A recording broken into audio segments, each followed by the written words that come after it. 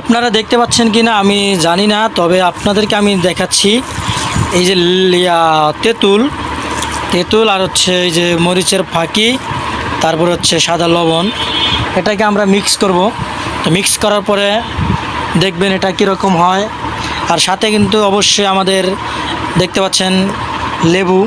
লেবু কিন্তু আমরা প্রতিদিন 2-3টা লেবু খাই। তো লেবু খাওয়া আসলে অনেক উপকার, অনেক শরীরের জন্য উপকার। তবে এই যে লেবু, তেঁতুল দেখতে পাচ্ছেন, তেঁতুল আর হচ্ছে শুকনো লবণ, লেবু।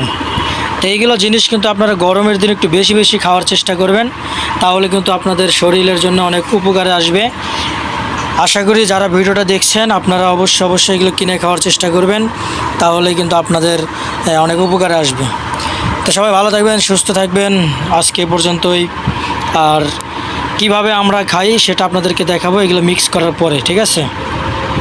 দেখতে পাচ্ছেন এখন এই যে আমরা লেবুটা কাটিং করছি।